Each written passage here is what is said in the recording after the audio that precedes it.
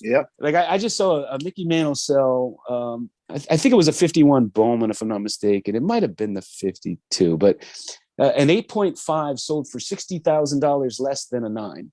An 8.5, $60,000. I'm like, what if the grader was just having a bad day that yeah, day? right, So, like, exactly. For a half grade, 60 grand. As a collector, that's absurd, right? Yes, absolutely. But if you can sell it later for more money, then it's not absurd to an investor. So anyway, that's a bit of my rant. I'm done. All right. Well, I just wanted to, John, ask a couple more questions just to get to know you a little bit better. After a few questions, I think we got to know you better. But I'm just curious here, places that you haven't been to that you would like to go to on vacation. Like, give me. I've always wanted to go to. I'm not like, I live at the beach, so I'm not one to go sit on the beach. I like to go. I've been all over the world. I mean, Pakistan, United Arab Emirates, Asia, you name it, for Africa. Met my wife in Cotonou, Benin, West Africa. But the one place that I never got to go to that I really wanted to was Prague, and I haven't gotten a chance to go there.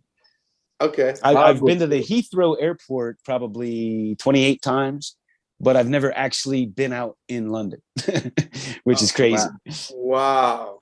And I've been through the Paris airport too, but never been to Paris.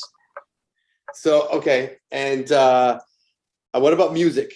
What's your favorite type of music?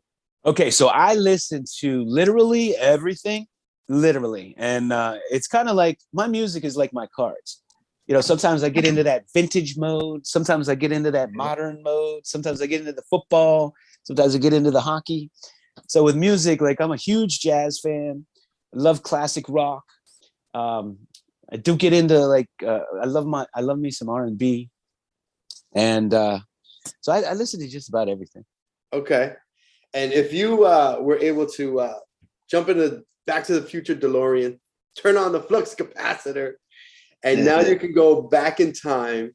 And if you can pick a time that you can go back to during your lifetime to relive something, or maybe go experience an event during your lifetime, and then another time before your lifetime, where would you travel back to? One during your lifetime and one before your lifetime. Okay, but it's not something I did experience, like, that I want to experience again. It could be either you did experience it, you want to experience it again, or experience something that you didn't experience. Okay, during my lifetime. Man, that's a tough one.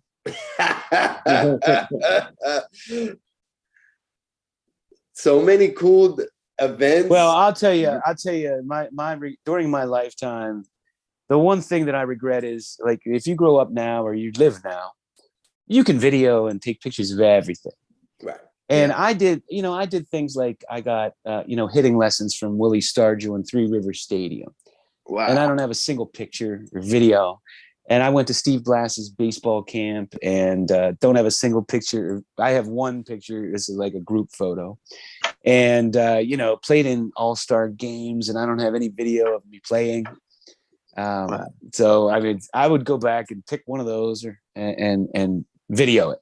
That's what I would do. That's cool. Before my time, man, I got to go see if Babe really called that home run. Oh, that's good. I got to know.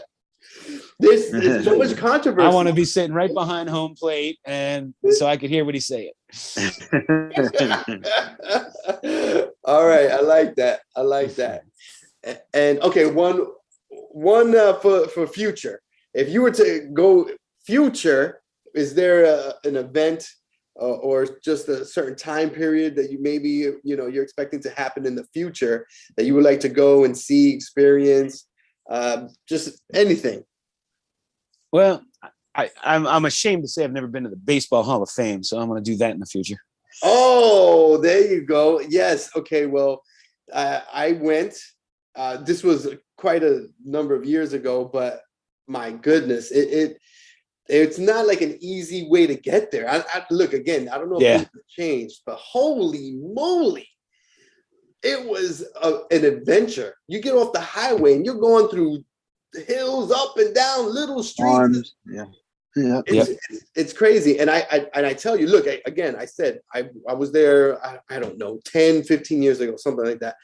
Your collection, now again, I don't know if they've changed it, but I mean, their collection is of high quality. Don't get me wrong. But your collection has them beat. Again, I don't know if they've changed things since then.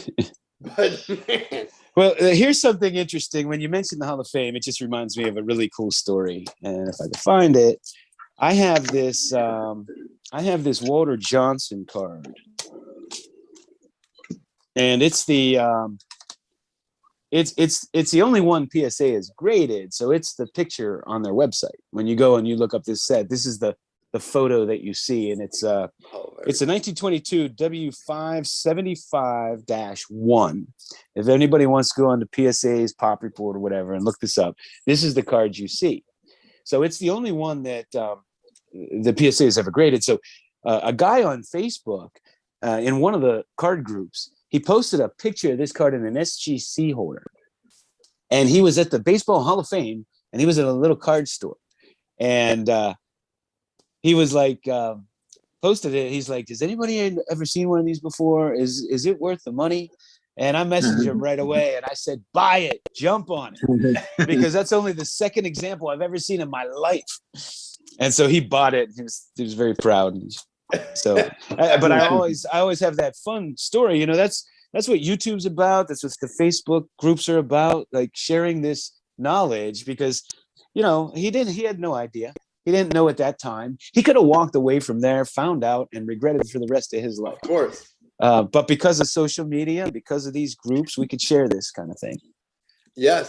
Yes, and I try to do that also. You know, I also have collected comic books.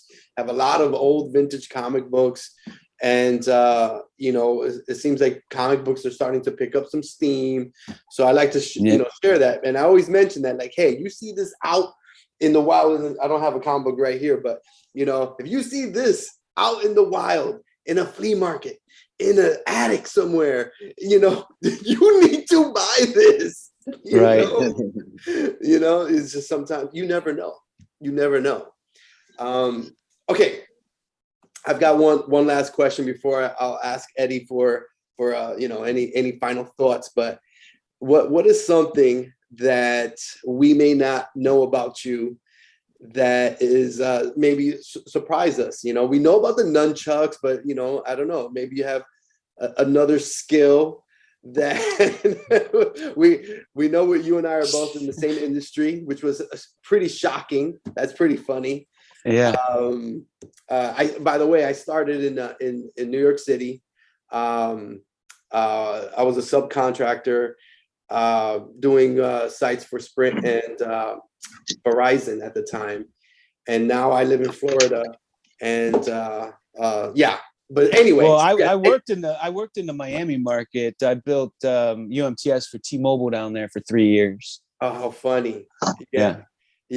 I worked for AT&T, so yeah. So I've never worked for T-Mobile. I've seen their equipment, obviously, when I was a field engineer, I managed the actual. I was the field guy, you know, for Central Florida. So I've seen their equipment, but we probably know some of the same people, but we'll get into that. Most definitely, because you know it's a small industry. Yeah. Okay. So so something surprising that we may not know about yourself. Yeah, you know, I don't think. I mean, I'm kind of an open book. I do everything, you know, on my channel. So, you know, I when I was young, I learned close up card magic and sleight of hand and all that, and I've done that on my channel. I can juggle stuff like that. The boomerang card. Yeah, I was just gonna say. But I pretty much do that all on my channel. I don't think there's anything about me that you know, that anybody be surprised at, really. Okay. I kind of am what you see. I gotta say though, maybe not everybody knows about the boomerang. When I saw that, I said, "This guy, he's got some trick camera. I don't know what, and it's just how you flick it. You can kill somebody with a deck of cards if you know how to throw them right. I mean, you can actually stick them in people. I mean, I'm not gonna even lie. After I saw that video, I did spend some time trying. You just gotta flick it right, I'm gonna try. I have some cards right here. And then when you get better, it goes the whole way around the room and comes back at you. Catching it's harder than getting it to come back to you, to believe it or not. No way. Yeah, it's tough to catch it because I like to catch it in the deck. So I'll throw it and then open the deck and catch it. Oh, man, the first time I saw you do that, I was like, "There's no freaking way! This guy's photoshopping. I don't know what the hell." No, so one day I tried to do it with some junk wax just to see if it would work, and it does. I couldn't believe it. Because a playing card's a little more substantial. It has the coating on it. Right. It's more aerodynamic, but junk wax works just fine. Well, anybody's the cardboard anyway. Who hasn't seen this, John Mangini, he can literally, I'm sure if they go, look, link in the description for his channel, go subscribe if you haven't already. But I'm sure if you go and you search under his videos, Boomerang. You know what? I forget the title. I entitled it something like "Why I Can't Get Rid of My Junk Wax," and I keep throwing it, and it keeps coming back. Man, I'm telling you, man, I told you I was an only child. I had to come up with hobbies. One day, our dentist was a family friend, and he came over one day to hang out at the house, and he did close-up card tricks, and I was just mesmerized, and I just had to learn it. And so I did. I used to do. I'd have all my friends over in college. I used to pick up chicks with those tricks, and oh yeah, for my family at every holiday they'd want me to do stuff, and I used to have a whole routine. And man, I used to practice in a mirror until I couldn't see myself doing it. And that way, I knew no one else would see me doing it. The sleight of hand. And I would never do anything until I couldn't see myself in a mirror. Wow. Like, as you mentioned earlier, you focus and that's it, man. You're in it to win it. You're going to go in all the way. Yeah. I've always had good hand-eye coordination as long as it's above the waist. I don't have like I was way better at baseball than football, just because, I've wrestled a little bit growing up and played baseball. I did play football, but I was a bit of a chubby kid. Like I sprouted a little later, and I quarterbacked or played wide receiver in our pickup games, in my neighborhood. And I caught everything thrown at me. So I wanted to be a wide receiver. And because I was chubby, they wouldn't let me. They kept putting me on the line. I didn't know the first thing about playing line. And I used to beg them. I'm like, well, at least let me play tight end so I can catch a ball, once a game. And they just didn't, when you're a certain shape, they just, put you in a certain mold. And so I didn't last long because I didn't want to be a lineman. That wasn't my thing. So anyway, I enjoyed playing. I really enjoyed playing football, actually, but not lineman. What about running back? Yeah, I used to play running back in my neighborhood, and I was like I was one of those kids that got bigger early and then didn't really grow after that. And so in my neighborhood, nobody could tackle me, so I just run over everybody. And one day we were playing in the snow, and I used to go up against 2 or 3 kids, like they'd line up in front of me, and I'd run them over. And we were playing in the snow, and I ran into them, and I slid on the ice. My feet went right out from under me when they hit me, and my head smacked off the ground. Oh, and man, I saw stars. When my head hit, I immediately jumped up and ran home. And I've never been in that much pain before. Oh, dang. And let me tell you something. I went through the windshield of a car once, hit a tree head on, where the car went up like this and slammed back down, and half of my hair and scalp was in the windshield, and it didn't hurt as bad as that. Okay, well, there we go. That's something surprising that we didn't know about you. Yeah. What's the story, real quick, before we end it? What's the story with the car accident? So the car accident, we were dumb kids, and my friend was driving, and we were in this nice neighborhood, and one of my other friend was being an idiot, and he started to drive in yards around mailboxes like this. And we were, I was, and they were coming behind us, like passing us. So my friend is looking over there, going like, we got to get away from them. And he was worried they were going to hit him. So he was looking over here, and we're all like that.